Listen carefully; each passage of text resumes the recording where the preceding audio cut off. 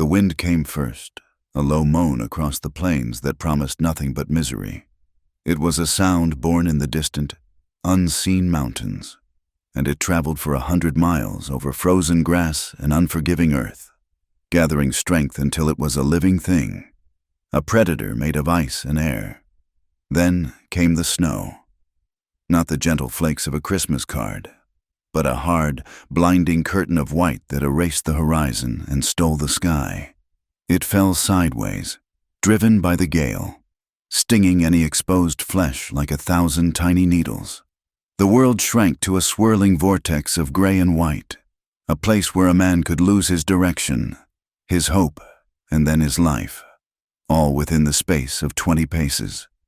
The horse, a sturdy buckskin named Dusty, had been faltering for the last hour. Its head hung low, each step a weary, stumbling effort against the drifts that were now knee-deep. Steam plumed from its nostrils in ragged bursts, freezing almost instantly on its whiskers, on its back. The cowboy was little more than a dead weight, a slumped figure wrapped in a snow-caked duster. He had been in and out of consciousness for miles, the world a blurry nightmare of pain and cold. The fire in his side had long ago burned down to a dull, throbbing ache that pulsed in time with his failing heart. He had lost his hat somewhere back in the blizzard, and his dark hair was matted with a mixture of sweat, snow, and blood. He surfaced from a dark dream of shouting and orange light to the gut-wrenching lurch of his horse going down. The animal gave a pained sigh and simply folded, its legs giving way, sending the man tumbling into the deep, soft snow. The impact was a dull thud, the cold a shocking jolt that momentarily cleared his head. He tried to call out to the horse, but only a dry rasp escaped his lips. The buckskin lay still, its great chest heaving a final, shuddering breath before going quiet. It was gone. He was alone. Panic, cold and sharp, cut through the fog of his delirium. He had to move. To stay still was to die, to be buried and forgotten under the relentless white. He pushed himself up onto his hands and knees, the effort sending a fresh wave of agony through his side. The wound, clumsily bandaged hours ago, was bleeding again. A warm, wet stain spreading through the layers of his clothes. He began to crawl. It was a slow, agonizing process, his gloved hands sinking deep into the powder, his legs dragging uselessly behind him. He had no idea where he was going, only that he must go somewhere.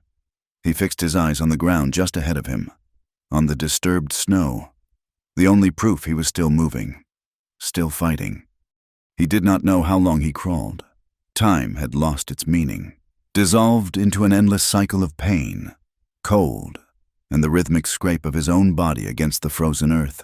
His mind drifted, pulling up fractured images, a brother's laughing face, the smell of gunpowder, a sheriff's cold eyes, and fire, always the fire, roaring and consuming everything.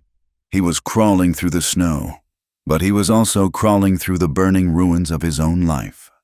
Then he saw it, a flicker, so faint he thought it was a trick of his failing eyes, a phantom conjured by a dying brain. He stopped, lifting his head, blinking away the ice that clung to his lashes. There it was again, a small, square patch of yellow light, impossibly warm and steady in the swirling chaos. A cabin. It was a miracle, a ghost, a hallucination he had no choice but to believe in. Hope, a thing he thought had been shot out of him along with a chunk of his flesh, surged through his veins. It gave him a last, desperate burst of strength. He was no longer just crawling away from death. He was crawling toward life. Each pull of his arms was a prayer, each ragged breath a plea. The light grew brighter. The shape of the cabin solidified, a dark, solid refuge against the storm. He reached the porch, a low structure of rough-hewn logs, and clawed his way up the 2 shallow steps. His hand, numb and clumsy, fumbled against the wooden door. He managed a weak, frantic scratching, then a single, solid thump with the heel of his fist before the last of his strength gave out. He collapsed against the door, the world dissolving into a final, merciful darkness as the snow began to cover him. Inside, Clara heard the sound. It was faint at first, almost lost in the howling of the wind that rattled the single window pane and whistled through the chinks in the log walls. She froze, her hands tightening around the warm tin cup of coffee she held. She was not expecting anyone. No one ever came out this far. The trapper who had built the cabin was 5 years dead, and the man who was supposed to be her husband, the man who had sent for her with letters full of promises, had never arrived. She had been alone for 3 months, a ghost in a borrowed life, waiting for a man who had either died or changed his mind.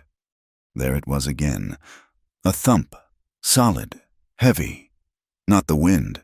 Her heart hammered against her ribs.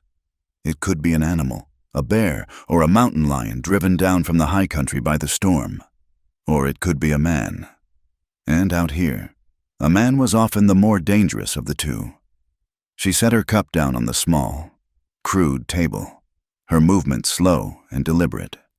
Her gaze went to the corner by the hearth, where the 12-gauge shotgun rested. It had belonged to the trapper, and she had spent lonely afternoons learning its weight, its mechanism, the satisfying click of the hammers. It was her only real companion, her only true security. She picked it up, the cold steel a comfort in her trembling hands. She did not bother to light the lantern. The dim glow from the fireplace was enough.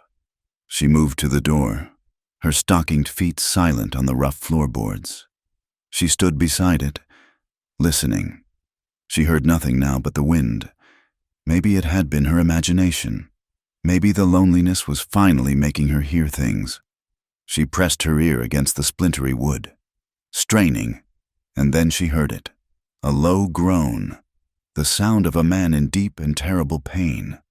A war raged inside her. The last man in her life had betrayed her, had left her stranded and shamed. The folks in the nearest town, a miserable collection of mud and gossip called redemption, looked at her with a mixture of pity and contempt. She was the mail-order bride left at the altar, a piece of unwanted baggage.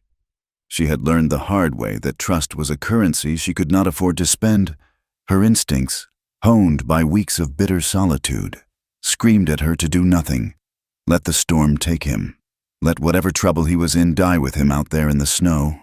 It was not her concern. She had enough troubles of her own. But the groan came again, weaker this time, followed by a sound like a body slumping. She closed her eyes. She thought of her own journey west, the endless days on the train, the hope that had felt so bright and real it was almost painful. She thought of the first night she had spent in this cabin, after the stagecoach driver had left her with a pitying look, realizing her intended was not there to meet her. The crushing weight of being utterly, terrifyingly alone. Could she, in good conscience, inflict that final, absolute loneliness on another human being, even a stranger, even a dangerous one? With a curse that was half prayer, she made her decision. She rested the shotgun against the wall within easy reach, then took a deep breath and slid the heavy iron bolt. The door swung inward with a groan, letting in a swirl of snow and a blast of frigid air that made the fire gutter and dance. Sprawled on her porch was the dark shape of a man, already half covered in a fresh shroud of white. He was big, she noted, even crumpled as he was. Broad shoulders, long legs. Getting him inside would be a trial. She grabbed the collar of his duster, her fingers sinking into the cold, wet fabric, and pulled. He was heavier than he looked, a dead weight of muscle and bone. She gritted her teeth, dug her heels into the floorboards, and heaved. He slid over the threshold with a dull scrape, bringing a drift of snow in with him. She kicked the door shut, slid the bolt back into place, and for a moment just stood there, breathing heavily, looking down at the man who had just breached the walls of her solitude. She dragged him closer to the hearth, the effort making her muscles burn. The firelight played across his face.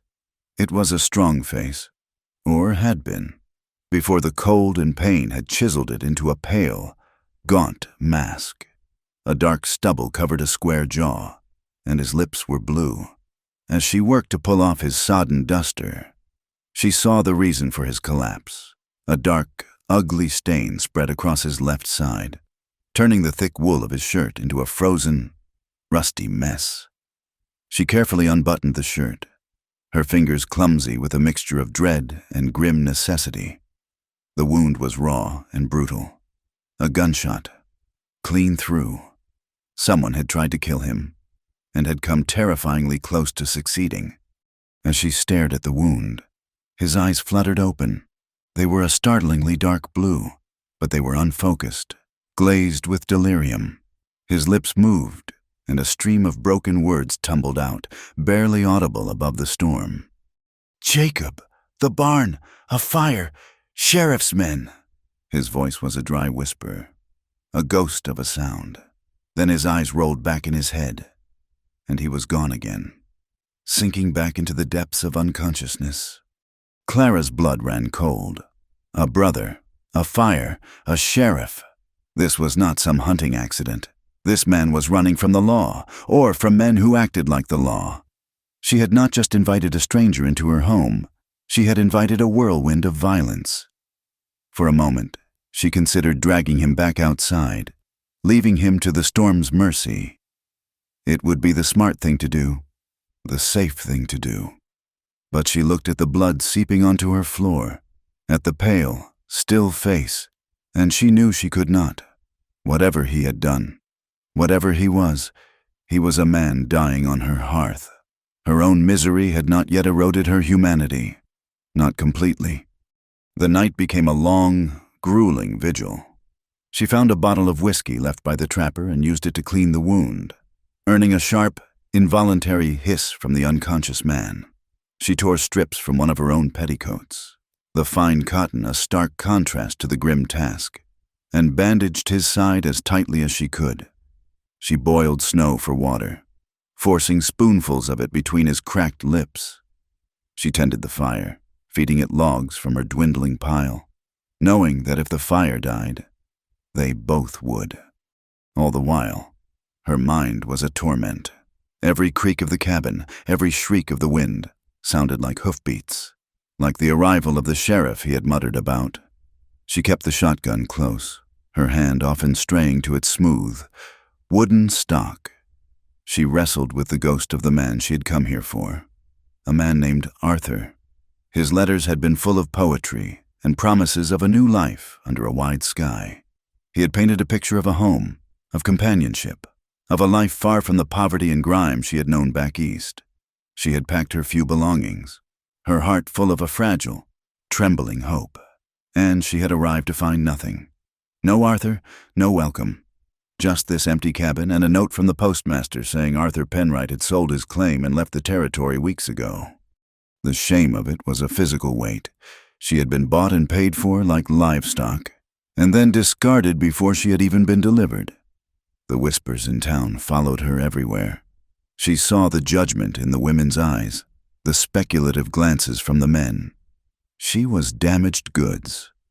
Waiting in this cabin had been an act of stubborn pride, a refusal to admit defeat.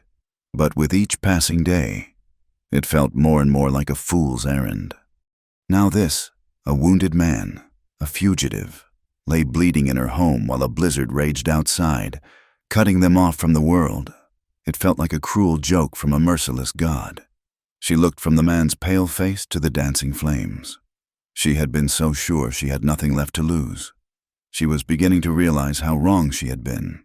Her supplies were meant for one person, to last until the spring thaw. Now there were two.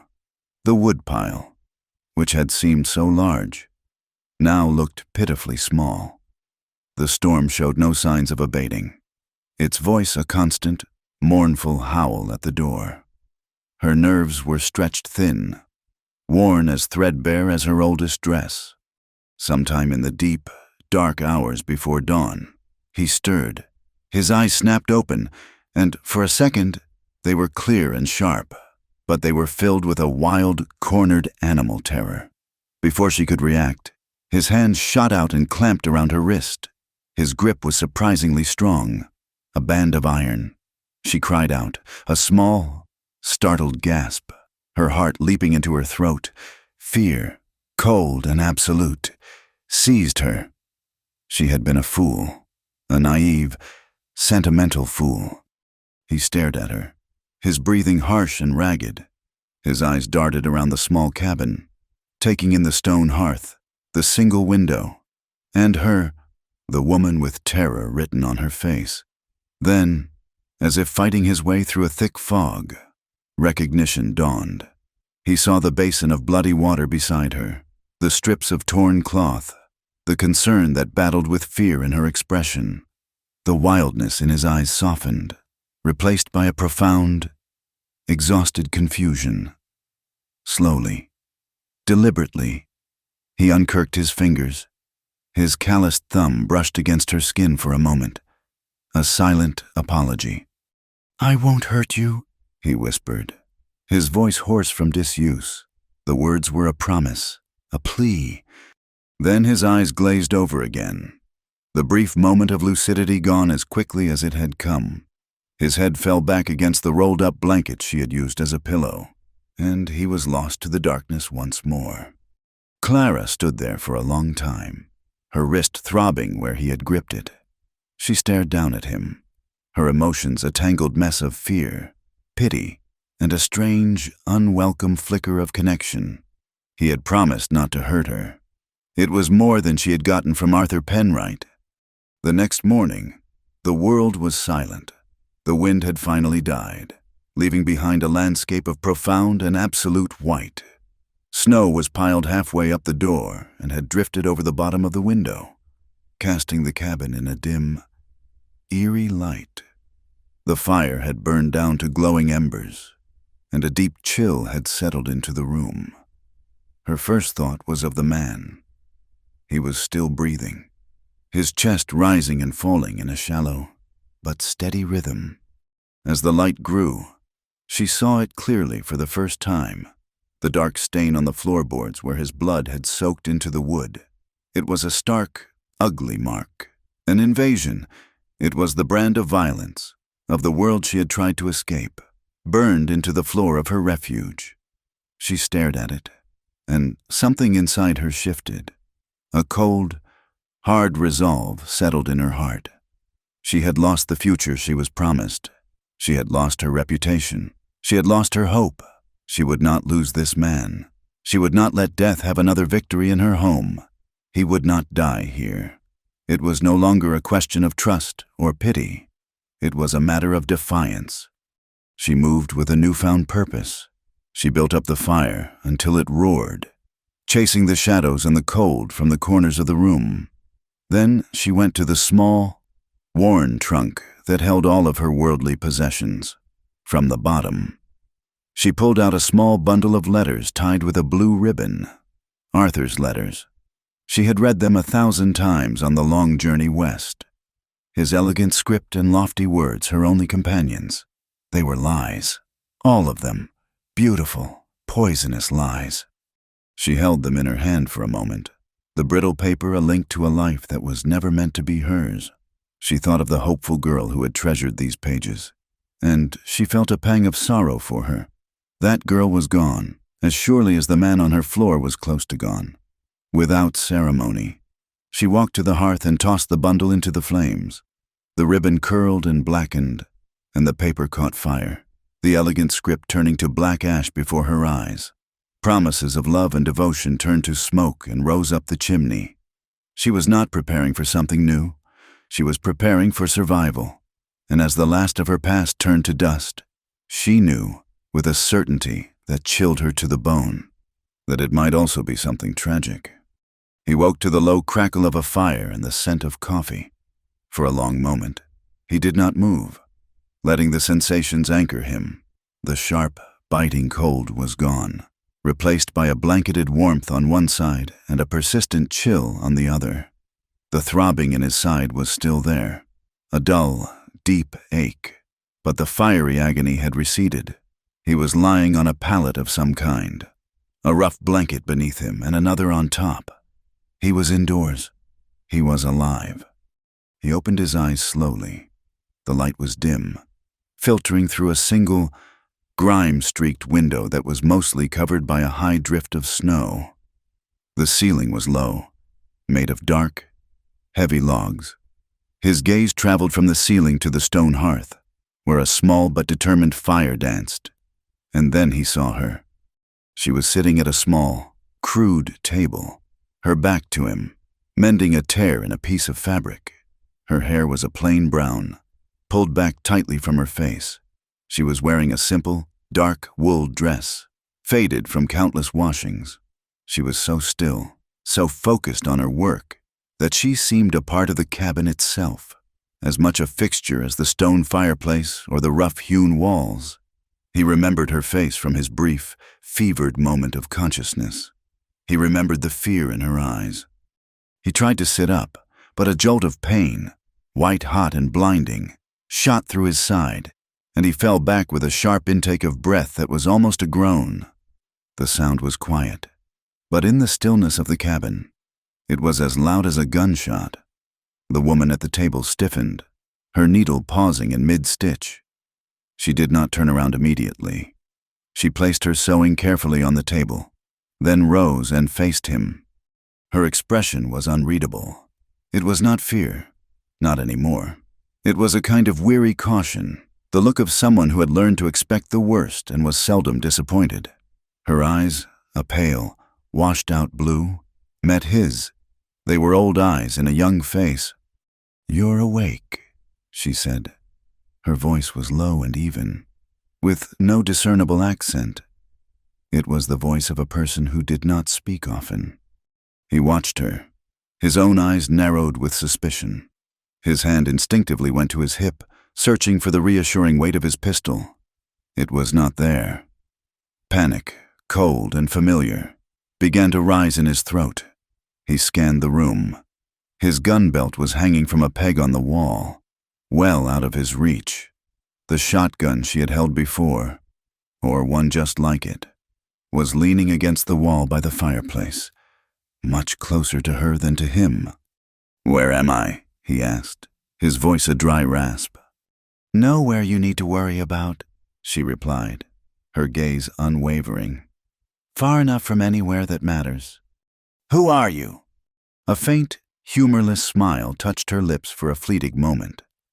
"I'm the woman who dragged you out of a blizzard and kept you from bleeding to death on her floor. That's all you need to know." He did not like it. He was weak, wounded, and disarmed. A guest of a woman who looked at him as if he were a wolf she had reluctantly decided not to shoot. He did not know this place, or this woman. He did not know if she was alone, or if a husband or a father would soon walk through that door. He did not know if she meant to help him or to turn him in for a bounty. "My horse," he began. "It was gone when the storm let up," she said, her voice softening almost imperceptibly. "I am sorry. There was nothing to be done." He closed his eyes, a fresh wave of despair washing over him. Dusty had been a good horse, loyal and strong. He had carried him through desert heat and mountain snows. Now he was buried somewhere out there in that endless white. He felt the loss like another wound. "I need my gun," he said, his voice flat. "No, you do not," she answered, just as flatly. "What you need is to lie still and heal. You move too much, you'll tear the stitches." He looked down and saw that his wound had been cleaned and neatly stitched with black thread. The bandage was a clean strip of white cotton. Her work. "What's your name?" he asked, trying a different approach. "You first." He was silent. A name was a dangerous thing. A name could be tied to a wanted poster, to a story, to a past he was trying to outrun. He had learned long ago that a man without a name was a man who was harder to find, harder to kill. She seemed to understand his silence. She gave a small, weary sigh. "Fine. Have it your way. I will call you stranger. Then, it seems to fit." She walked over to the hearth, picked up the coffee pot, and poured a measure of the dark, steaming liquid into a tin cup. She brought it to him, holding it out. He hesitated, then pushed himself up onto one elbow, ignoring the protest from his side. He took the cup, his calloused fingers brushing against hers. He had expected her hands to be soft. They were not. They were rough, with small calluses on the palms, the hands of a woman who worked. The coffee was black and bitter, but it was hot, and it chased away some of the lingering chill in his bones. He drank it slowly, watching her over the rim of the cup. She had moved back to the table and picked up her sewing again, but he knew she was aware of his every move. They sat in silence for a long time, the only sounds the crackle of the fire and the whisper of her needle through the cloth. "This cabin," he said finally, his voice stronger now. "Who does it belong to?" "It belonged to a trapper," she said without looking up. "He died a few years back. Now, it belongs to no one." The words hung in the air. It belongs to no one. He understood what she was not saying. It did not belong to her. She was just here, a temporary occupant, as unmoored as he was. The days that followed were a slow, quiet torture for him. He was a man of action, of movement.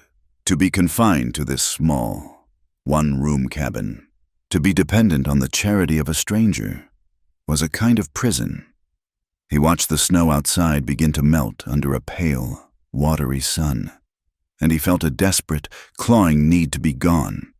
But he knew she was right. He had tried to stand on the second day, and his legs had trembled so violently he had almost collapsed. The wound in his side was a constant, burning reminder of his own mortality. They fell into a strange, unspoken routine. She would feed him broth and coffee, change his bandage, and tend the fire. He would watch. He learned the rhythms of her day, the way she checked the snares she had set for rabbits, the quiet efficiency with which she rationed their meager supplies, the long hours she spent in silence, either sewing or simply staring into the flames. They began to talk, not in long conversations, but in small, hesitant fragments, like two people learning a new and difficult language. He learned that her name was Clara. He learned that the nearest town was called Redemption, a full day's ride in good weather. He learned that she had come from Ohio, a place he could barely imagine, a world of green fields and crowded cities. One evening, as she was spooning rabbit stew into a bowl for him, he asked the question that had been nagging at him. "What's a woman like you doing all the way out here alone?" She stopped, the ladle hovering over the pot. She did not answer for a moment, and he thought she was going to ignore him. Then she set the ladle down and turned to face him, her expression guarded. "I came here to be a wife," she said, her voice devoid of emotion. "I was a mail-order bride. My intended, he sent the money for my passage. He wrote letters." She gestured vaguely towards the fireplace, where he had seen her burn a small bundle of papers on his first lucid day. "He was supposed to meet me in Redemption. He never came." The simple, brutal honesty of it silenced him. He had seen the posters in post offices, the advertisements in newspapers. Women wanted for marriage, lonely ranchers and miners, desperate for companionship, sending for wives the way they would send for a new plow or a sack of beans. He had always thought it a strange and desperate business. "The folks in town," she continued, her voice dropping to a near whisper. "They looked at me, the women, mostly. They saw a woman who was for sale, something cheap. They would stop talking when I came into the general store. They would whisper behind their hands when I passed them on the street." She finally looked at him, and for the first time, he saw a flicker of raw, naked pain in her eyes. "They thought I was desperate. Maybe I was. Is it so desperate to want something more than a life of scrubbing other people's floors for pennies a day?" He had no answer for that. He had never considered the world from a woman's point of view. His world was one of horses and cattle, of dust and blood, of men who settled their differences with fists or with guns. It was a simple world, in its own savage way. He was beginning to realize that her world was not simple at all. "This town, Redemption," he said, changing the subject. "What's it like?" "It's a hard place," she answered, her tone becoming wary again. "It's run by one man, Sheriff Brody. He keeps the peace, they say, but it's his peace, on his terms. Strangers are not welcome, unless they come with a full purse and an empty head. He does not like questions. He values obedience above all else. Sheriff! The word sent a chill down his spine. The fragments of his delirium came rushing back. A fire, a sheriff's men. He had a feeling it was not just any sheriff he was running from, but this one. He had stumbled out of the frying pan and crawled directly into the fire. That night, the fever returned. He was plunged back into a world of smoke and shadows. He was running through a burning barn, the heat scorching his lungs, the roar of the flames a physical presence. He was shouting a name, over and over again. Jacob! Jacob! He saw his brother's face, not laughing as he remembered it, but twisted in pain and fear. He saw the glint of a sheriff's badge in the firelight, the cold, merciless eyes of men closing in. He was fighting, but his arms were heavy, his movements slow. A gun fired, and the world exploded in a starburst of pain in his side. He cried out, a raw, strangled sound of grief and terror. He thrashed on the pallet, his hands clutching at the blankets. Suddenly, he felt a presence beside him. A hand, small and warm, closed over his. It was a firm, steady pressure, an anchor in the swirling chaos of his nightmare. He did not know who it was, but he clung to it, his own hand gripping it tightly.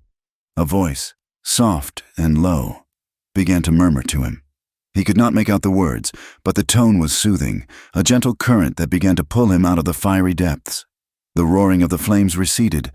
The image of his brother's face began to fade. He was left with only the darkness, the pain in his side, and the comforting weight of a hand holding his own. He followed that feeling back to a quiet, dreamless sleep. When he woke, the sun was streaming through the window. The world outside was transformed. The snow was no longer a uniform blanket, but a glittering, uneven landscape of white and brown, the earth beginning to show through in patches. The storm had broken. He was still weak, but the fever was gone, leaving him feeling hollowed out and fragile. Clara was sitting by the fire, watching him. There were dark circles under her eyes. She had not slept. "I have to go," he said, his voice firm. She did not argue. She simply nodded and watched as he gritted his teeth and swung his legs off the pallet. He managed to get to his feet, swaying precariously. The cabin spun around him. He took one step, then another. His legs felt like they were made of cotton. On the third step, his knee buckled, and a fresh, sickening wave of pain radiated from his wound. He would have fallen if she had not been there. Suddenly at his side, her shoulder under his arm, supporting his weight. "You will not make it a mile," she said, her voice calm and certain. She helped him back to the pallet, her small frame surprisingly strong. "You'll tear open the wound and bleed out in the snow. Is that what you want?" He lay there, defeated and breathing heavily, the smell of sweat and failure in his nostrils. He looked up at her, at this strange, quiet woman who had saved his life not once, but twice. The question he had been holding back finally broke free. "Why?" he asked, his voice raw with frustration and confusion. "Why are you helping me? You do not know me. I could be a thief, a killer. Why would you do this?" She looked down at him, and her expression was one he had never seen before.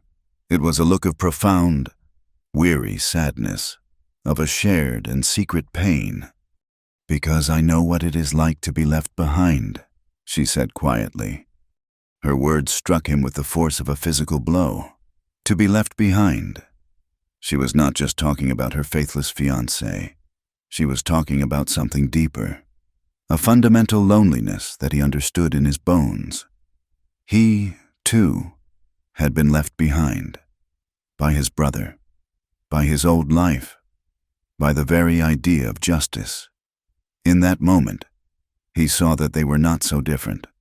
This mail-order bride and the wounded fugitive. They were both survivors, clinging to the wreckage of their lives in a world that did not seem to care whether they lived or died. In the days that followed, something shifted between them.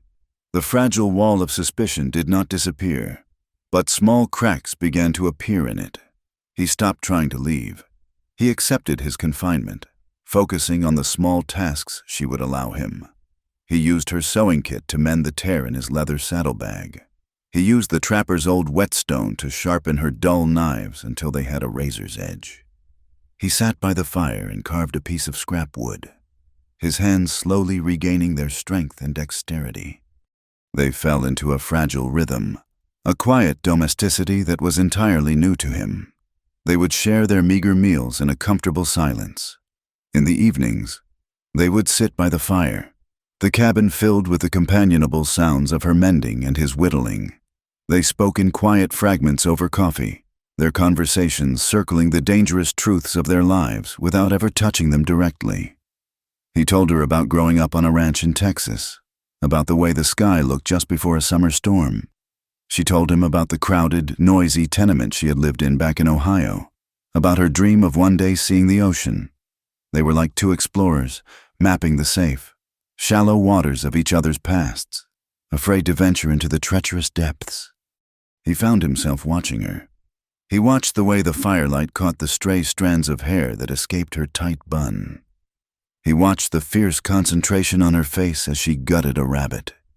He watched the small, unconscious sigh she would let out at the end of the day, as if shedding a physical weight. He saw a strength in her that he had never encountered in a woman before. It was not the hard, brittle strength of a saloon girl, but something quieter, deeper, an unbending resilience forged in the fires of disappointment. And she watched him. She would glance up from her sewing and find his dark, haunted eyes on her. She saw more than just a man on the run. She saw the way he would sometimes stare into the fire, his jaw tight, his hands clenched into fists, as if fighting a battle only he could see. She saw the way his shoulders were always tensed, even in sleep, as if expecting a blow. She saw in him not just wounds, but punishment. He was not just a man who had been shot. He was a man who believed he deserved it.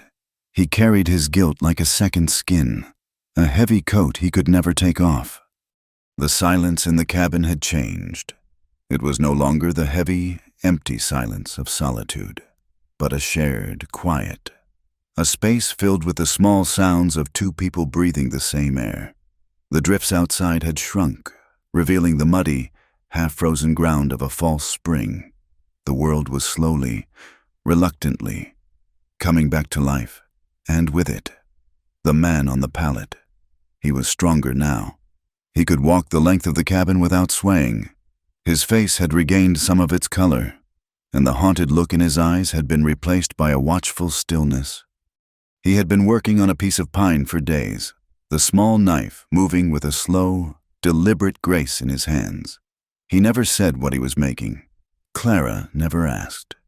She sat at the table, patching one of her two dresses, the rhythmic pull of the needle a comforting counterpoint to the soft scrape of his blade.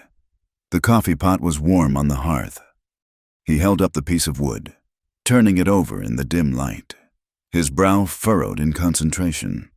He set it down on the floor beside him and looked at her, his dark eyes direct and unblinking. "Eli," he said. The word was dropped into the quiet of the room like a stone into a still pond. Clara's needle stopped. She looked up, meeting his gaze. For weeks, he had been stranger, a nameless, faceless embodiment of the danger and uncertainty that had invaded her life. Now he had a name. It made him real. It made him more dangerous. "Eli," she repeated softly, testing the sound of it. He nodded, a short, sharp movement of his head. "Used to ranch, south of the Brazos.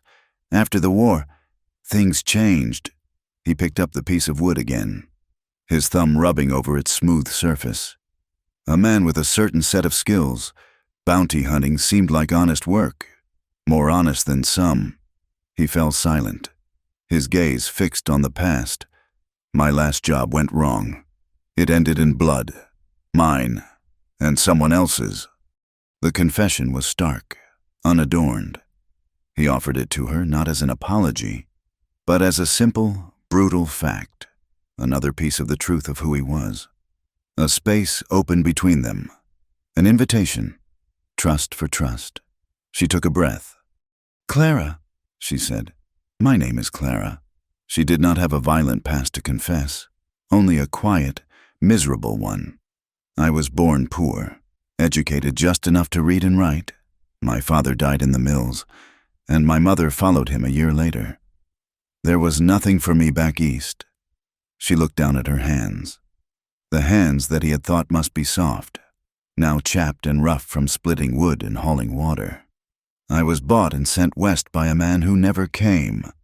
Eli absorbed her words without comment, his expression unchanging, but she saw a flicker of understanding in his eyes. They were who they were, a killer of men and a woman who had been sold. Both were exiles, washed up on the shores of this desolate place. The silence that settled between them now was different again. It was the silence of shared truth. Later that day, as the afternoon sun cast long shadows across the snow, he finally told her the rest. He told her about redemption and about Sheriff Brody. It was not just a matter of a job gone wrong. "Brody's a thief," Eli said, his voice low and hard. "He uses his badge to run men off their land, then buys it for pennies on the dollar through a proxy, forges deeds, brings in false witnesses. He owns the judge, the assayer, everything. A man I knew, a fellow rancher named Silas. He found proof, a ledger. Brody got wind of it. His deputies cornered Silas in his barn." Eli's hands clenched into fists, his knuckles white. "They said he resisted arrest. They said the lantern was kicked over in the struggle. They burned him alive, along with the proof." Clara felt a cold dread creep up her spine. The sheriff she had seen in town, a thick, florid man with a benign smile and a cold eye, was a murderer. "My brother, Jacob, he was working for Silas," Eli continued, his voice thick with a grief so raw it was almost a physical thing. "Jacob saw it all. He came to me. We were going to take what he knew to the federal marshal in the next territory. But Brody's network is wide. Someone talked. They ambushed us on the trail. Jacob." He choked on the name, his composure finally breaking. He turned his head away, but Clara could see the tremor in his broad shoulders. "I was shot. I played dead in a gully until they left.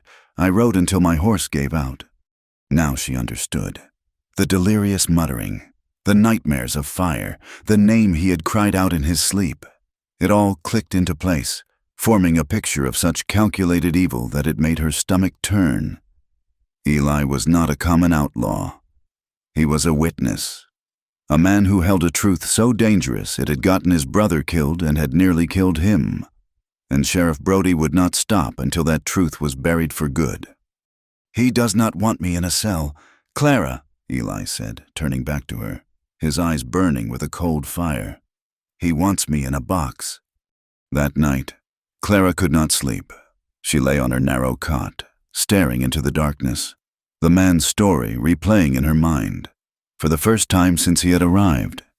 She considered her options with a cold, clear practicality. She could turn him in. It would be easy enough. She could wait until he was asleep, take his gun, and ride to redemption.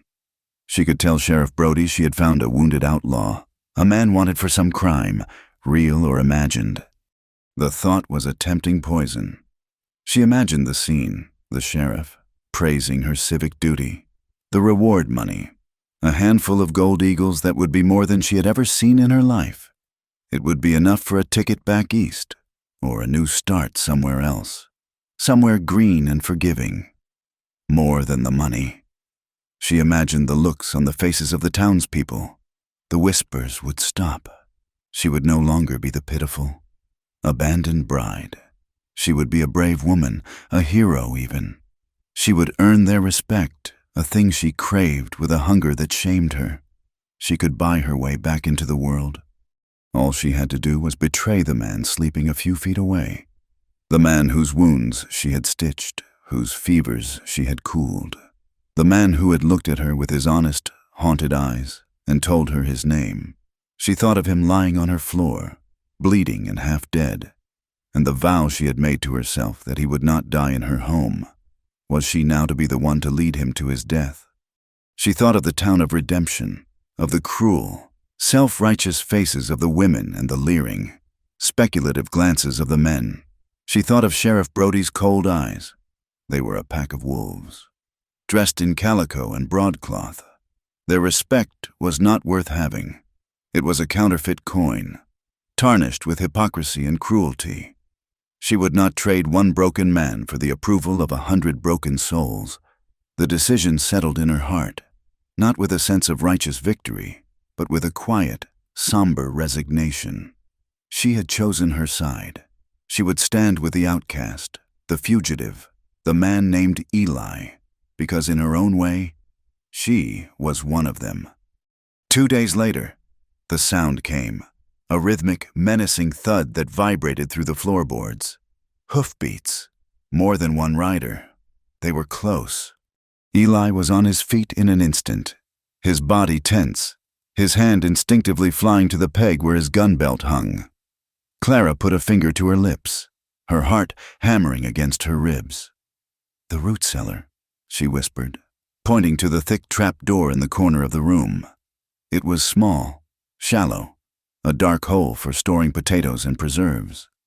He gave her a sharp, questioning look, but there was no time to argue. She lifted the heavy door, and he slid into the dark, cramped space, pulling the door down after him, leaving only a sliver of a crack for air. Clara grabbed the shotgun, her hands surprisingly steady. She stood by the door, took a deep, calming breath, and waited. A sharp knock echoed through the cabin. "Ma'am," a rough voice called out. "Sheriff's posse. We are searching for a fugitive." She unbolted the door and opened it just wide enough to see a man in a dusty coat with a tin star pinned to it. He was young, with a mean-looking mouth. Behind him, 2 other men sat on their horses, their rifles held loosely across their saddles. "What do you want?" Clara asked, her voice deliberately flat and unwelcoming. She let the shotgun rest in the crook of her arm. Its twin barrels pointed towards the ground, but clearly visible. The deputy's eyes flickered from her face to the gun and back again. "We are looking for a man. Dark hair, tall, rode a buckskin. He was wounded." "I have seen no one," Clara said, her voice as cold as the winter wind. "I have been snowed in for weeks. I do not take kindly to visitors."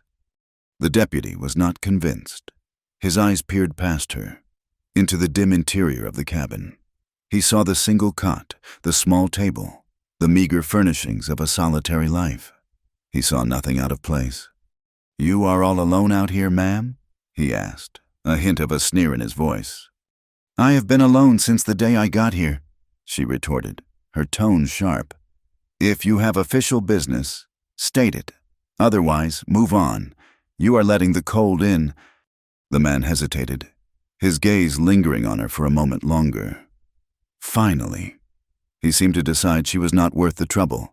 He grunted, touched the brim of his hat in a mock salute, and turned away. "Let's go," he called to the others. "Wasting our time." Clara watched them ride away, their dark shapes shrinking against the vast white landscape. Only when they had disappeared over the rise did she close the door and slide the bolt. Her legs gave way, and she sagged against the rough wood, her whole body trembling with the aftermath of adrenaline and fear. She had done it. She had lied to the law. She had chosen. That night, the tension that had been stretched taut between them finally snapped. They sat by the fire, the shared danger having stripped away their remaining defenses. He had thanked her when he had climbed out of the cellar, his voice low and gravelly. She had only nodded, unable to speak. Now, he reached out, his movement slow, as if giving her time to pull away. His calloused fingers gently touched her cheek, his thumb stroking the line of her jaw. He leaned in, and she saw the question in his eyes. She did not pull away. She leaned into his touch, her eyes fluttering shut. He kissed her, It was not the rough, demanding kiss she had always feared, but something else entirely. It was soft, hesitant, a question asked with trembling restraint. It was the kiss of a man who had forgotten the shape of tenderness, a man who was afraid of his own strength. She felt the tremor in his hands as he framed her face, and her own lips trembled in response. It was a kiss of shared solitude, of mutual desperation. It was a kiss that tasted of coffee and wood smoke and the bitter tang of sorrow. When he pulled away, they simply looked at each other in the flickering firelight, the unspoken truth of what had just passed hanging in the air between them. No words were necessary. The next morning, he tried to leave again. He had his gun belt strapped on, his duster over his arm. He looked like the man who had collapsed on her doorstep, but his eyes were clear, and he stood tall. "I have to go, Clara," he said, his voice quiet but firm. "They will be back. I cannot bring this down on you." She stood in front of the door, blocking his way. She looked at his determined face, at the way he held himself, ready to walk out into a world that wanted him dead. And she knew, with an aching certainty, that she could not let him. "You will die out there," she said. It was not a plea, but a statement of fact. "You are still not strong enough. Your wound will open again. They will find you." "It's my fight, not yours. You made it my fight when you fell on my door," she answered, her voice shaking slightly. "It was my fight when I lied to that deputy. It is my fight now." She stepped forward, closing the small space between them, and pressed her forehead against the rough wool of his shirt, right over his heart. She could feel its steady, heavy beat. He stood rigid for a moment. Then his arms came around her, holding her loosely, his chin resting on the top of her head. "Clara," he whispered, his voice full of a pain that had nothing to do with his wound. "Stay," she whispered back into his chest. "Just a little longer. Stay." That night, he did not return to his pallet on the floor, after the fire had burned down to embers. He lay down on the narrow cot beside her, on top of the blankets. He did not touch her. They lay side by side, not as man and wife, not as lovers, but as two broken people clinging to a small island of warmth in a world that had proven too vast and too cold for healing. His presence was a comfort, a solid, breathing reality in the darkness. For the first time in months, Clara did not feel entirely alone. She fell asleep to the sound of his quiet breathing. In the days that followed, a new kind of language grew between them, one that did not require words. Clara took one of the trapper's old flannel shirts, a garment far too large for her, and began the slow work of cutting it down and stitching it to fit Eli. The act of mending, of creating something whole and useful from something discarded, was a comfort to her. It was a small, practical act of defiance against the unraveling of their world. Eli, in turn, finished his carving. One evening, he held it out to her. It was a comb, carved from the piece of pine. The teeth were fine and even, the back decorated with a simple, swirling pattern of leaves. It was a thing of simple, unexpected beauty. She took it from his hand, her fingers brushing his. She ran it through her long, plain hair, the smooth wood a small luxury, a forgotten pleasure. They exchanged the gifts, the shirt and the comb, without a word. Their eyes met across the small cabin, and in that shared glance, everything that needed to be said was understood. The laudanum was almost gone, and the small tin of carbolic salve was scraped clean. Eli's wound, which had seemed to be mending, had taken a turn. A faint, reddish line crept from the puckered edges of the stitches, and the flesh around it was hot to the touch. He bore the pain with a stoic silence that was more alarming to Clara than any cry of pain would have been. He was retreating into himself, into that hard, lonely place where he kept his grief and his guilt. She knew that if she did not get proper medicine, the infection would take him. The thought was a cold, hard knot in the pit of her stomach. There was only one thing for it. She had to go to Redemption.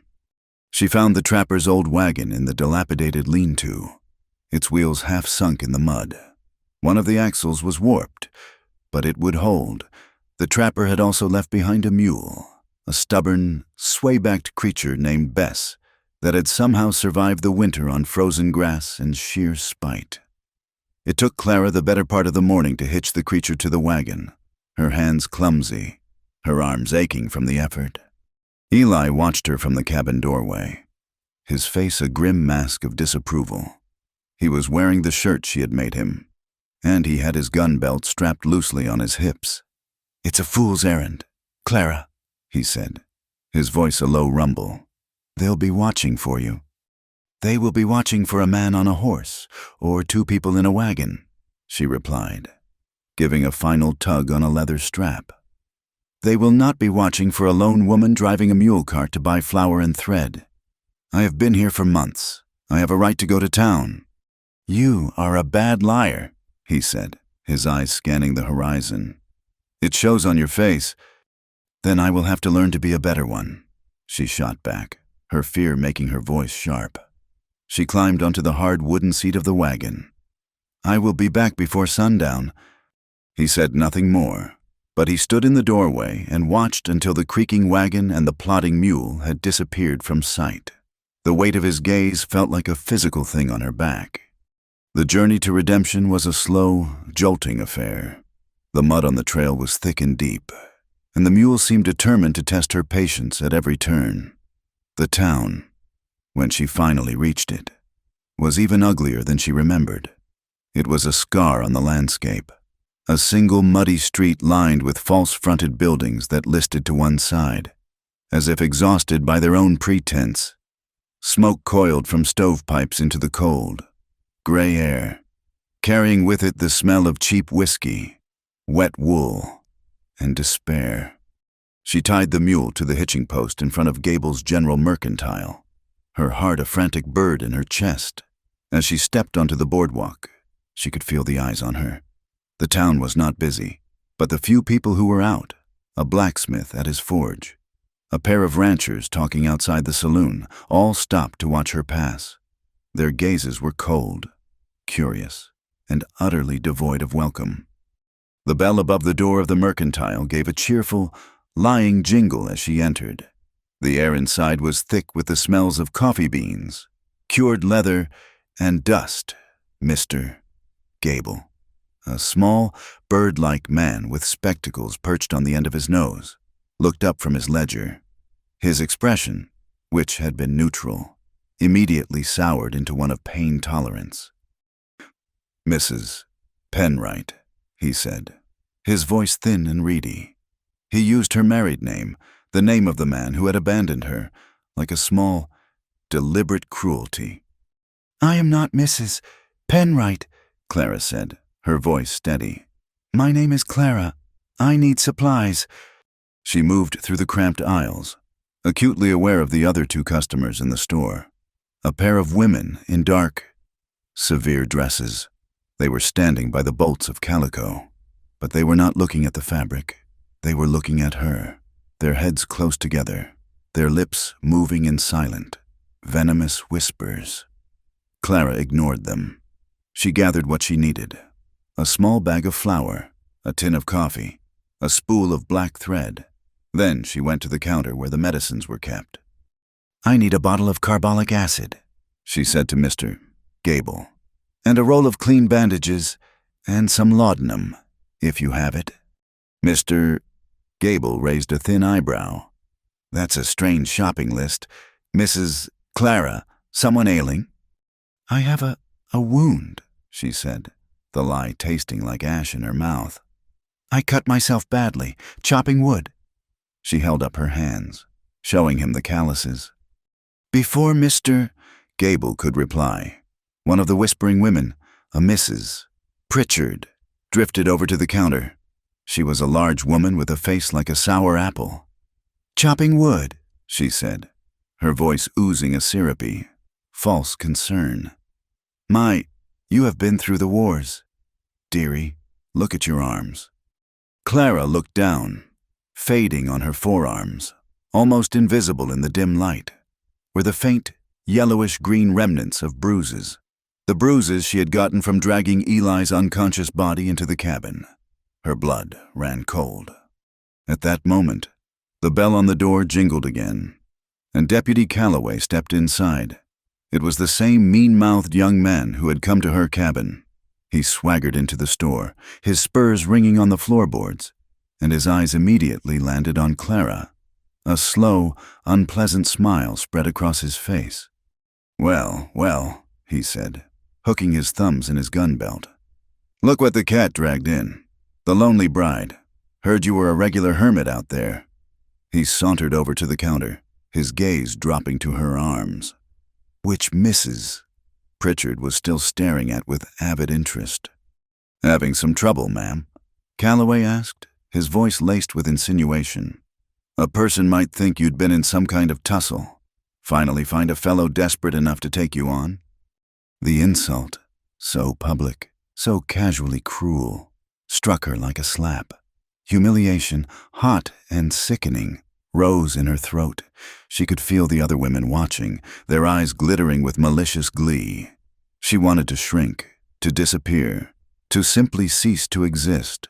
But then she thought of Eli, lying in the cabin, his life depending on the contents of the bottles on the shelf behind the counter.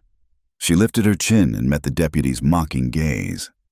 "I am not your ma'am," she said, her voice trembling slightly but clear, "and my business is my own.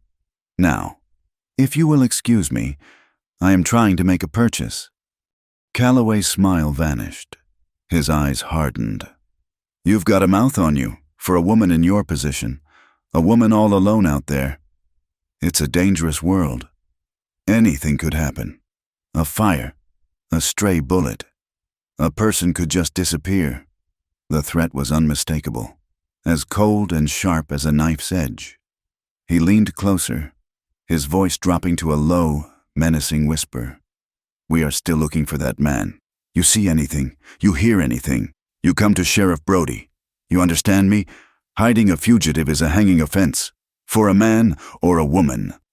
He held her gaze for a long, terrifying moment, then straightened up and laughed. A short, ugly bark of a sound. "Just friendly advice," he said, turning away. He picked up a plug of tobacco, tossed a coin on the counter, and walked out. The bell on the door marking his departure. The silence he left behind was thick and suffocating. Mrs.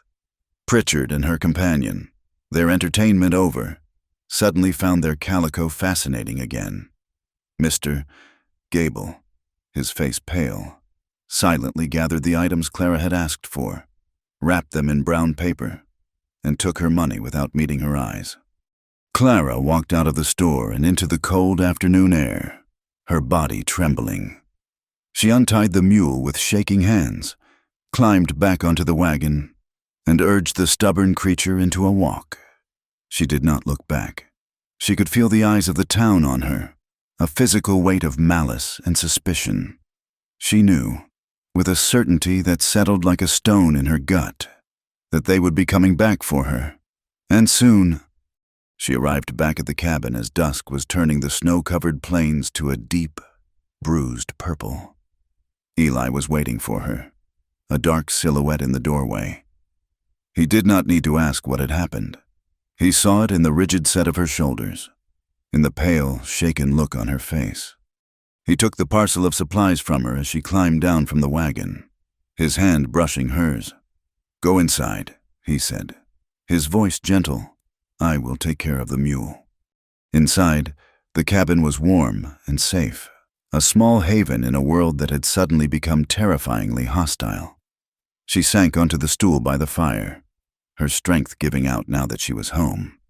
When Eli came back inside, he found her staring into the flames, her hands clenched in her lap.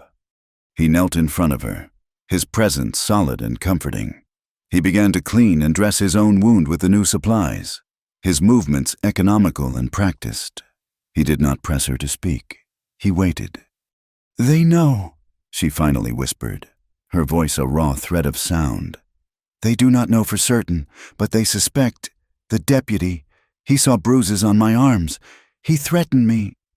Eli finished tying off the new bandage and looked up at her, his face grim in the firelight. "I told you it was a fool's errand." "You would be dead without the medicine," she retorted, a flash of her old fire returning. "And now we might both be dead with it," he said, his voice flat. He rose to his feet and began to pace the small cabin. A caged tiger. He was almost fully healed now, his limp nearly gone. He moved with a restless, dangerous energy. "We have to run. Clara, tonight, we pack what we can carry and we go north, into the mountains. We can lose them in the high country."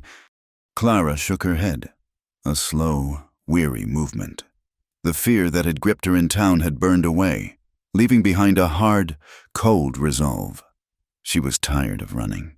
She had been running her whole life, from poverty, from loneliness, from the shame of being unwanted. "No," she said. Eli stopped pacing and stared at her. "No? What do you mean? No. They will be back here, maybe even tonight. They will have a warrant, or they will not bother with one. They will surround this cabin, and they will kill us both." "I do not care anymore," she said, and she was surprised to find that it was the truth. She looked up at him, her pale eyes clear and steady. "My whole life, I have been afraid. I have been quiet. I have done what I was told. I came out here because I was told there would be a home for me. I stayed in this cabin because I did not know where else to go. I have let other people decide my life for me, and all it has brought me is this." She gestured around the small, bare cabin, at the lonely, borrowed life she was living. "I am done. If I am going to die, let it be for something I chose." Eli looked at her, and for the first time, he saw not just the quiet, resilient woman who had saved him, but a person of formidable, unbending will. He saw a courage that matched, and perhaps even surpassed, his own. He walked over to her and gently took her hands, pulling her to her feet. "All right, Clara," he said, his voice rough with an emotion she could not name. "We will not run. We will prepare." They worked with a quiet, desperate urgency. They barred the single window with a heavy plank from the trapper's woodpile. They loaded the shotgun and Eli's pistol, laying the spare cartridges out on the table. Clara packed a small satchel with what was left of the food, some dried meat, a handful of hardtack biscuits, and a canteen of water. They were not preparing to flee. They were preparing for a siege. They were still working when the sound came, carried on the night air. Hoofbeats, a lot of them, moving fast. "The cellar!" Eli hissed, grabbing her arm. He threw the trapdoor open, and they scrambled down into the cold, dark space, pulling the heavy door down over their heads. The cellar was a black, suffocating hole, smelling of damp earth and rotting potatoes. Clara's heart hammered against her ribs so hard she thought it would break. She clutched the handle of a large skinning knife, its blade cold and heavy in her hand. Eli was beside her, his body pressed against hers in the darkness. He was utterly still, a coiled spring of deadly potential. She could hear the soft, almost inaudible whisper of his breath. Above them, the hoofbeats grew louder, then stopped abruptly outside the cabin. Heavy boots hit the porch. The cabin door slammed open with a splintering crash. Men's voices, rough and angry, filled the small space above their heads. "Search the place," a voice snarled. It was Deputy Calloway. "He has to be here." They listened, frozen in terror. As the men tore the small cabin apart, they heard the cot being overturned, the contents of Clara's trunk being dumped onto the floor. A heavy boot kicked the coffee pot, sending it clattering across the room. "There is nothing here. Calloway," another man said. "Just the woman's things." "He was here," Calloway insisted, his voice tight with frustration. He paced back and forth, his boots thudding directly over their heads. He stopped. "Wait a minute." A tense silence fell. Clara held her breath, the knife handle slippery in her sweaty palm. Eli's hand found hers in the darkness, his grip firm and steadying. He leaned close, his lips brushing her ear. "If they find us," he whispered, his breath warm. "You stay behind me. Go for the door. Do not stop." "Look here," Calloway said from above. "The fire is still warm, and this kettle has fresh coffee grounds in it." She was not alone. There was another pause. "And look at these boots by the door. They are not a woman's boots." Clara's blood turned to ice. She had forgotten the boots, Eli's boots, which he had been mending. They had been sitting by the door, a blatant, damning piece of evidence. The silence stretched for an eternity. She could hear the frantic beating of her own heart, the thumping of the boots on the floorboards above. This was it. They were discovered. The trapdoor would be thrown open, and the darkness would be filled with gunfire and death. Then, a voice from outside shouted, "Calloway! We found tracks, heading north into the hills. 2 horses. Looks like—" There was another long pause. "All right," Calloway said finally, his voice thick with reluctance. "He must have given us the slip. Let's go. He cannot have gotten far." They heard the men tramp out of the cabin, their voices fading as they mounted their horses. The hoofbeats started up again, moving away, growing fainter and fainter until they were swallowed by the vast, silent night. They waited in the cellar for a long time after the sounds had gone, neither of them daring to move, to believe they were safe. Finally, Eli pushed the trapdoor open and slowly, cautiously, climbed out. The cabin was a wreck, her few possessions scattered and broken, but they were alive. That night, they did not sleep. They sat by the fire, the shotgun across Clara's lap, the pistol in Eli's hand. The immediate danger had passed, but they both knew it was only a temporary reprieve. They would be back, in the deep, quiet hours before dawn. Clara looked at the man beside her, at his grim, weary face illuminated by the dying embers of the fire. She thought of how close they had just come to death, and how little she truly knew about him. "Eli," she said softly, "did you ever love anyone?" He did not answer for a long time. He stared into the fire, his mind 1,000 miles away. When he finally spoke, his voice was a broken whisper. "Yes," he said. "Her name was Sarah. We grew up together. I was going to buy a small piece of land, build a house." He took a shuddering breath. "There was a famine back then. People were starving. She was caught stealing a loaf of bread." His voice cracked. "It was a crooked town, run by a man like Brody. They made an example of her. They hanged her." The story, so brutal in its simplicity, hung in the ruined cabin. He had not just lost a brother to a corrupt sheriff. He had lost the woman he loved to a corrupt world. The weight of his grief was a palpable thing in the small room. He finally broke. The iron control he had maintained for so long shattered into a million pieces. He did not make a sound, but his body was racked with great, silent sobs. He doubled over, his head in his hands, the grief of a lifetime pouring out of him in the quiet darkness. Clara put down the shotgun and moved to him. She knelt on the floor and wrapped her arms around his shaking shoulders. She did not offer empty words of comfort. There were no words for a pain that deep. She simply held him, absorbing his silent, desperate sorrow. She rested her cheek against his hair and held him tightly as he wept for his brother, for the woman he had loved, for the life he had lost. "You're safe," she whispered into the darkness, her own tears tracking silently down her cheeks. Sleep now in my arms." Clara woke to the cold. The fire had died, leaving a mound of gray ash in the hearth, and the thin morning light that filtered through the window carried no warmth. For a moment, she lay still, cocooned in the rough blankets, a sense of peace settling over her. The storm in Eli's heart had broken last night, and in holding him, she had felt a strange, fierce sense of purpose, of belonging. She had found something worth fighting for. She turned her head, a soft smile on her lips, expecting to see him still asleep on the floor beside her cot. The space was empty. Her smile vanished. A cold knot of dread tightened in her stomach. She sat up, her heart beginning a frantic, panicked rhythm. "Eli!" she called out, her voice a small, wavering sound in the stillness of the cabin. There was no answer.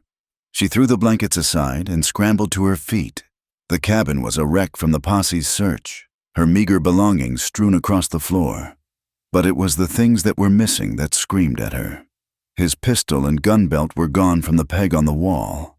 The satchel of food she had packed was gone from the table. And his boots, the ones that had nearly betrayed them, were gone from the spot by the door. A terrible, sickening realization began to dawn. He had not just woken early. He had left. She stumbled to the door, her hands fumbling with a heavy bolt. She threw it open, the cold morning air a shock against her skin. And then she saw it. On the rough wood of the doorframe, at waist height, was a dark, wet smear of red. Her eyes followed the stain down to the porch, where a single, perfect drop of blood had frozen on the boards. From there, a trail of them, small, dark blossoms against the melting snow, led away from the cabin, heading east, toward redemption. "No," she whispered, the word a choked sob. "No, you fool, you stubborn, noble fool." He had left. He had reopened his wound in the night, a wound not yet fully healed, and he had slipped away in the pre-dawn darkness. She understood his reasoning with a clarity that was like a physical blow. He was not running from Brody. He was surrendering. He had seen the choice she had made, the danger she had put herself in for his sake, and he had decided to remove the threat. He was going to trade his own life for hers, to die so that the woman who had helped him might be spared the sheriff's wrath. He had chosen his own death to give her back a life she no longer wanted without him. A rage, pure and hot, burned through her terror. How dare he? How dare he make that choice for her? How dare he assume his life was the only one with a price? She ran back into the cabin, her movements frantic. She did not bother with a coat or gloves. She shoved her bare feet into her worn leather boots, grabbed the skinning knife from the table, and plunged it into her belt. She snatched the shotgun from its place by the hearth, checked that it was loaded, and ran back outside, her breath pluming in the frigid air. She did not have a horse, only the stubborn mule, and there was no time to hitch the wagon. She would have to go on foot. She began to run, following the dark, damning trail of his blood. The frozen grass crunched under her boots. The icy air seared her lungs. She was not a natural runner. A stitch of pain quickly formed in her side, and her legs began to burn. But she did not slow down. She fixed her eyes on the trail ahead, on the small, spaced-out droplets that told the story of his steady, weakening march toward his own execution. She imagined him walking through the cold gray dawn, his side a burning agony, his resolve as hard and unbending as the frozen ground. He would have been thinking of her. She knew. He would have been thinking he was saving her. The thought fueled her anger, gave her strength. She ran harder, her heart pounding a desperate, frantic beat against her ribs. "You will not do this. Eli, you will not leave me behind. Not again." The sun was just beginning to crest the horizon when she saw the town, a collection of dark, ugly shapes against the pale morning sky. His trail led straight toward it. Her fear intensified. She was running out of time. She pushed herself harder, her legs screaming in protest, her lungs on fire. She was no longer running on strength, but on sheer, desperate will. She reached the outskirts of town just as the bell in the small, crooked church began to toll, a slow, mournful sound that seemed to summon the townspeople from their homes. They emerged like ants from a disturbed hill, their faces pale and curious in the morning light, all moving toward the center of the muddy street, toward the open space in front of the sheriff's office. Clara slowed to a walk, her breath coming in ragged, painful gasps. She clutched the shotgun tightly, its weight a cold, heavy reality in her arms. She moved along the edge of the boardwalk, using the shadows of the buildings for cover, her eyes fixed on the growing crowd. They had formed a rough circle, and in the center of that circle was a thick wooden post. normally used for hitching horses, and tied to that post was Eli. He was slumped against the wood, his head hanging low, his hands bound tightly behind his back. The new shirt she had made for him was stained dark with fresh blood, a gaping hole where his wound had torn open completely. He was alive, but just barely. Sheriff Brody stood before him, his chest puffed out, his face flushed with triumph. Deputy Calloway was at his side, a smug, cruel smile on his face. The rest of Brody's men were positioned around the circle, their rifles held at the ready, keeping the crowd at bay. "People of redemption!" Brody's voice boomed across the square, a false, hearty sound that made Clara's skin crawl. "This man, who calls himself Eli, is a fugitive from justice. He is wanted for the murder of a fine, upstanding rancher, Mr. Silas Croft, and his own brother, Jacob, a known associate of horse thieves and cattle rustlers." A low murmur went through the crowd. Clara saw their faces, saw the mixture of fear and morbid excitement. They were a flock of sheep, and Brody was their shepherd, leading them wherever he chose. "He came into our territory to spread his lies and his violence," Brody continued, pointing a thick finger at Eli. "But the law and redemption is swift. The law and redemption is true. This man has forfeited his right to a formal trial. His crimes are plain to see. I say we have a trial right here, right now. A trial by public vote. What say you, good people? Is this man guilty?" A few voices in the crowd, men Clara recognized as Brody's cronies, shouted out, "Guilty!" Others, caught up in the mob mentality, began to echo the cry, "Guilty! String him up!" Eli lifted his head at the sound. He scanned the crowd, his eyes bleary with pain and blood loss, but still defiant. He was searching for something, or someone. Clara knew he was looking for proof that she was not there, that his sacrifice had worked. And, in that moment, all her fear, all her hesitation, vanished. She stepped out from the shadows of the boardwalk and into the muddy street. She walked forward, her shotgun held loosely at her side, her steps slow and deliberate, until she stood at the edge of the circle, directly in front of Sheriff Brody. The crowd fell silent. Every head turned to look at her, the strange, solitary woman from the abandoned cabin. Brody's eyes narrowed, his face hardening as he recognized her. "This is official town business, ma'am," he said, his voice dripping with condescension. "Go back to your mending." Clara ignored him. She raised her voice, pitching it so that every person in that square could hear her. "He is not the murderer," she said, her voice trembling but loud and clear. "The murderer is standing right there, wearing a sheriff's badge."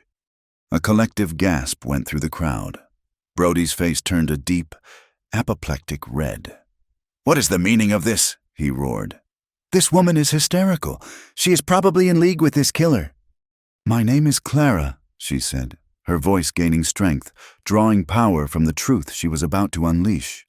"And I am not hysterical. I am a witness. This man, Eli, did not kill Silas Croft. Silas Croft was murdered by Sheriff Brody's deputies, on his orders, because Silas had proof of this man's corruption." She pointed a finger at Brody, and it did not tremble. "He frames honest men and takes their land. He takes bribes from outlaws. He murdered Silas Croft and burned him in his own barn to hide his crimes. He murdered Eli's brother, Jacob, because Jacob saw it happen. He is a thief and a killer, and he uses his badge to hide his sins." The crowd was stunned into silence. They stared from Clara's fierce, determined face to Brody's sputtering, enraged one. Some of them, she saw, had a flicker of doubt in their eyes. They were poor folk, ranchers and farmers who had struggled to hold on to their land. Perhaps her words struck a chord of truth. Perhaps they had their own suspicions about the sheriff's sudden wealth, about the way his friends always seemed to prosper while others failed. But others looked at her with pure hatred. Mrs. Pritchard, the sour-faced woman from the general store, was there, and she spat on the ground at Clara's feet. "Liar!" she shrieked. "She is a whore, protecting her lover." The spell was broken. The crowd began to murmur again. the voices turning ugly. Calloway stepped forward, his hand on his pistol. "That's enough out of you," he snarled. "You are under arrest for impeding justice."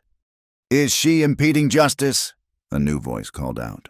"Or is she serving it?" The voice came from the edge of the circle. It was another deputy, a younger man named Miller, whom Clara had seen in town but never spoken to. He had always been quiet, standing in Calloway's shadow. Now he stepped forward, his face pale but his expression resolute. He was not looking at Clara. He was looking at Sheriff Brody. "She is not lying," Miller said, his voice shaking but carrying across the silent square. "I was there the night Silas's barn burned. The sheriff told us to make sure there were no witnesses. I did not know they were going to kill him. I thought—" His voice trailed off, his conscience finally winning its long battle with his fear. Brody was momentarily speechless, his face a mask of disbelief and fury. Calloway, however, reacted instantly. With a roar of rage, he drew his pistol. "Traitor!" he screamed, and fired at Miller. The shot was the spark that ignited the powder keg. Miller cried out and staggered back, clutching his shoulder. The crowd screamed and surged backward, dissolving into a panicked mob. Another shot rang out, then another. It was chaos. Men were shouting, women were screaming, and the street was suddenly filled with the acrid, choking smoke of black powder. In that first moment of confusion, Clara ran. She ran straight toward the post, her knife in her hand. Eli was shouting her name, his voice a raw plea for her to save herself. She ignored him. She reached the post, the smoke swirling around her, and began to saw frantically at the thick ropes that bound his wrists. A deputy loomed out of the smoke, his face a twisted mask of rage. He raised his rifle to bring it down on her head, but a shot rang out, deafeningly close, and the man crumpled to the ground. Deputy Miller, leaning against a post, his face white with pain, had fired his own pistol, saving her life before he collapsed. The ropes fell away. Eli was free. He staggered, weak from blood loss, but his eyes were clear and sharp. He grabbed the pistol from the deputy Clara had just killed and shoved it into her hand. "Go!" he yelled, but she did not move. He ripped the dead man's gun belt from his waist, buckled it on, and drew the second pistol. "Together," she said, her voice fierce. He looked at her for a split second, a look of fierce, incredulous pride in his eyes. He nodded. Together. They fought their way through the pandemonium. They were no longer the targets of a formal execution, but of a chaotic, running gun battle. Brody and his men were firing into the smoke, trying to cut them down. Eli, moving with a predator's instinct, used the chaos for cover. He would fire a shot, then pull Clara behind a water trough or a stack of barrels, then move again. Clara. Her fear burned away and replaced by a cold, sharp focus. Did as he did. She fired the heavy pistol, the kick of it jarring her arm, not aiming to kill, but to make them keep their heads down. They reached the edge of town, near the livery stable. A man, a rancher caught in the crossfire, lay dead beside his wagon, the horses still hitched and stamping nervously. Get in!" Eli yelled, giving her a push toward the driver's seat. He laid down a covering fire as she scrambled onto the wagon. Then he vaulted in beside her, grabbing the reins. He gave a wild yell and snapped the leather over the horses' backs. The wagon lurched forward, the horses panicked and powerful, and they charged out of town. Bullets whizzed past their heads, splintering the wood of the wagon seat. Clara huddled low, reloading the pistol with clumsy, shaking fingers. Eli drove like a man possessed, his jaw set, his eyes fixed on the open country ahead. They were 100 yards out of town, then 200. They were going to make it. Then came a sound like a giant hammer hitting an anvil. The back left wheel of the wagon, struck by a lucky rifle shot, shattered. The wagon slewed violently to one side, tilted, and then, in a slow, sickening motion, it flipped. Clara was thrown from the seat. The world became a tumbling, chaotic blur of sky and mud. She braced for the crushing impact of the ground, but it never came. Instead, something heavy and solid slammed into her, wrapping around her, shielding her. It was Eli. He had thrown himself over her, his body a human shield, taking the full force of the impact as they hit the muddy ground and the heavy wagon crashed down beside them. She lay there for a moment, stunned, the air knocked from her lungs. Eli was a dead weight on top of her. "Eli," she whispered, her voice tight with terror. He groaned, a low, pained sound. He rolled off of her, his face a pale, sweat-sheened mask of agony. His hand went to his side, not to the old wound, but to his ribs. When he pulled his hand away, it was covered in fresh, bright red blood. The world came back to her in a rush of pain and the metallic taste of fear. For a moment, she was pinned under Eli's weight, the sounds of the gunfight in Redemption still ringing in her ears. Then he groaned, a sound so full of agony it cut through her daze, and he rolled away. The sight of the fresh blood, a shocking crimson stain spreading across his ribs, jolted her into action. There was no time for panic, no time for tears. The posse would be on them in minutes. "Eli, can you walk?" she asked, her voice a raw whisper. She scrambled to her feet, her own body a symphony of aches and bruises from the crash. He gritted his teeth, his face pale and slick with a cold sweat. "I have to," he rasped. He pushed himself up, using the overturned wagon for support, and a fresh wave of blood pulsed from the wound. He was leaning heavily, his legs trembling, but he was standing. The two horses that had pulled the wagon, tangled in their harnesses but miraculously uninjured, were struggling nearby.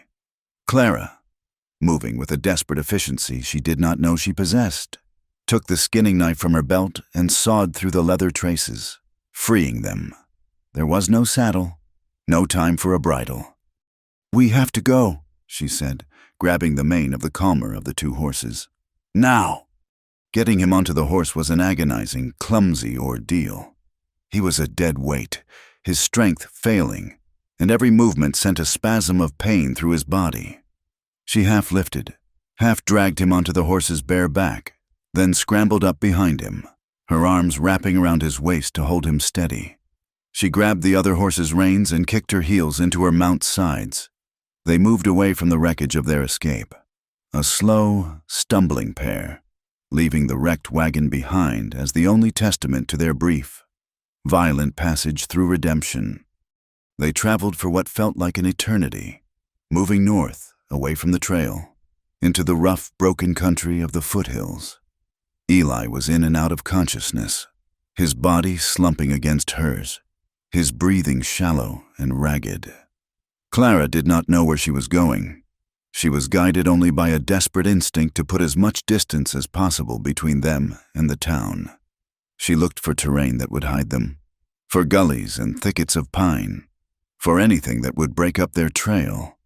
Just as the last of the gray afternoon light was fading, she saw it, a dark fissure in a rock outcropping, partially hidden by a curtain of ancient, gnarled junipers. It was a cave. Not deep, not warm, but it was shelter. It was a place to hide. She slid from the horse's back, her legs numb and weak. She gently eased Eli down, his body almost completely limp. She dragged him into the mouth of the cave, the rough ground scraping at his clothes. The horses, exhausted, began to graze on the sparse, frozen grass nearby. They would not wander far. Inside the shallow cave, the air was still and frigid. She had no blankets, no supplies beyond the few items in her pockets and the weapons they had carried. The wound in his ribs was ugly, a ragged tear in his flesh where a rifle ball had glanced off a bone. It was bleeding sluggishly, and his skin was clammy and cold. She was a healer of necessity, not of skill, and she knew with a sickening certainty that she was out of her depth. But she also knew that if she did nothing, he would die. She tore a long strip from the hem of her dress, her second petticoat sacrificed to his wounds. She found a small, snow-fed trickle of water seeping from the back of the cave, and used the icy liquid to clean the blood away as best she could. He shivered violently under her touch, but did not wake.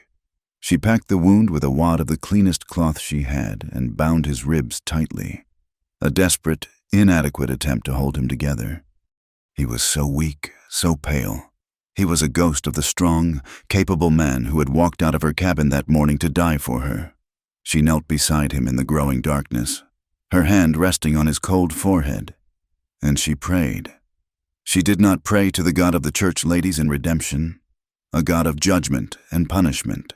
She prayed to the vast, indifferent sky, to the ancient, silent rocks, to whatever spirit lived in this harsh and beautiful land. She prayed for his life, because she could not imagine her own without him. For 2 days, he teetered on the brink. He was consumed by a fever that left him shivering and delirious, his muttered words a tangled litany of fire and blood and the names of the dead. Clara did not leave his side. She dribbled icy water between his cracked lips. She kept the wound clean. She talked to him, her voice a low, steady murmur in the dark, telling him about her childhood, about the feel of rain on a city street, about the foolish, hopeful girl who had once believed in letters full of promises. She talked to keep the silence at bay, to keep death from the door, to tether him to the world of the living. She left the cave only when she had to gather what little firewood she could find, her fingers growing numb as she broke off dead branches from the junipers. She found a handful of pine nuts, woody and small, and ate them raw, the taste of the mountains on her tongue. Her hands, already calloused, became raw and blistered from her work. The cold was a constant, gnawing presence. At night, she would lie beside him, her own body a thin, inadequate source of warmth against the deep, penetrating chill of the cave. She was hungry. She was exhausted. She was terrified, but she did not despair. She had made her choice. On the morning of the 3rd day, the fever broke. She woke to find him watching her, his eyes clear and lucid for the first time since the gunfight. He was terribly weak, his face gaunt and pale, but he was alive. "Clara," he whispered, his voice a dry rasp. Tears of sheer, overwhelming relief welled in her eyes. She brushed them away with the back of a dirty hand. "You stubborn fool," she said, her voice thick with emotion. "You were not supposed to die, not for me." A faint smile touched his lips. "Seems I am not very good at it." They began to talk then, in the quiet of the cave, their voices low and soft. They did not talk about the past, about the violence and the grief that had brought them to this place. They talked about the future. It was a hesitant, fragile kind of talk, devoid of promises they knew they could not keep. It was built of questions and whispers, of quiet hopes spoken into the cold air. "I wonder if there are fish in that creek we passed," he said one afternoon, his voice still weak. "We would need a hook and a line," she replied, her tone practical. But a small seed of a future was planted, a future where there was time to fish. "When the spring comes for good," she said another day, looking out at the stark, wintry landscape, "I would like to plant something, just a small garden, something green." He turned his head and looked at her, and in his eyes she saw the image of a home, a place of sun and growing things, a place far from the blood and the snow. They were not promises. They were possibilities. Small seeds of hope they were planting in the barren ground of their lives. One evening, as a light, unexpected snow began to fall outside, dusting the junipers with a fresh coat of white, Eli pushed himself into a sitting position, leaning against the cold rock wall of the cave. He had been slowly regaining his strength, and the color was returning to his face. "I need paper," he said, "and something to write with." She had salvaged what she could from the pockets of his coat. She found a stub of a pencil and a few folded, crumpled pieces of paper, old receipts and notes. It was not much, but it would have to do. By the flickering light of the small fire she had managed to build, he began to write. His hand was unsteady at first, but his resolve was firm. He wrote for over an hour, his brow furrowed in concentration, the pencil moving slowly but steadily across the page. He was writing a letter. It was addressed to the United States Marshal in Cheyenne, in a clear, concise script. He laid out the whole sordid story: Sheriff Brody's land grabs, the murder of Silas Croft, the ambush that had killed his brother, the reign of terror in the town of Redemption. He named names. He gave dates. He signed it. Elias Thorne, his full name, a name he was finally ready to claim again. He was no longer just running. He was fighting back, with the only weapon he had left: the truth. He folded the pages carefully and tucked them inside his shirt. "When I am strong enough," he said, "I will ride to the next town and post this. Whatever happens after that, it will be what it is." He looked at her then, his gaze deep and searching. He reached into a small leather pouch on his belt, a pouch she had never seen him open before. He pulled something out and held it in the palm of his hand. It was a simple silver ring, worn smooth with time. He held it out to her. "This was meant for Sarah," he said, his voice quiet and thick with memory. He looked from the ring to Clara's face, his eyes full of a history she could only guess at. "She is gone." He took a breath, and his gaze cleared, his focus shifting from the ghost of the past to the living, breathing woman in front of him. "But I am still here." Clara looked at the ring, a perfect, unbroken circle in his calloused palm. It was a symbol of a life that had been stolen from him, a promise that had been broken. He was not offering her a replacement for that life. He was offering her a new beginning, a circle of their own, forged in violence and tenderness. He was offering her all that he was, a man scarred and broken, but a man who was still here. Tears welled in her eyes, but these were not tears of sorrow. She reached out and let him slide the ring onto her finger. It was slightly too large, but it was warm from his touch. She looked from the ring on her hand to his waiting, watchful face. "So am I," she whispered. She leaned forward and kissed him, a kiss that held all the pain of their pasts and all the fragile hope of their future. It was a kiss of acceptance, a promise made not in a church, but in a cold, dark cave. And it was the most sacred vow she had ever known. Spring arrived not as a gentle awakening, but as a sudden, violent release. The river at the bottom of the canyon, which had been frozen solid, broke its ice with a sound like cannon fire. The snow melted in a rush, turning the world to mud and then, almost overnight, to a pale, tentative green.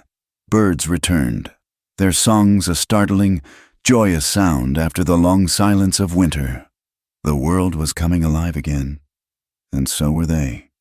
They found a sheltered spot in a high meadow, a place where a clear, cold stream ran down from the mountains, and the sun lingered long in the afternoons. And there, they began to build. They had no tools but a knife and a small axe Eli had found in the wreckage of the wagon. They had no skill as carpenters, but they had each other. He felled the young lodgepole pines, his body lean and strong again. The wounds on his side and ribs faded to pale, silvery scars. She peeled the bark from the logs, her hands now tough and capable. They worked from sunup to sundown, their days filled with the companionable rhythm of shared labor. They built a cabin. It was small, not much bigger than the trapper's old place. The walls were not perfectly straight, and the roof had a slight, crooked tilt to it. It was a flawed, imperfect thing, but it was theirs. They had built it not with promises, but with their own two hands. One evening, as the last of the sun's rays painted the high peaks in shades of rose and gold, they sat on the step of their new home. A small garden, fenced with woven willow branches, was already showing the first green shoots of the seeds Clara had carefully salvaged. The two horses grazed peacefully in the meadow. It was a scene of such profound, quiet peace that it almost made her heart ache. Eli was leaning against a post, his eyes closed, a rare, relaxed smile on his face. He looked younger, The deep lines of grief and guilt around his eyes softened. He had sent his letter with a traveling preacher weeks ago, and a strange calm had settled over him.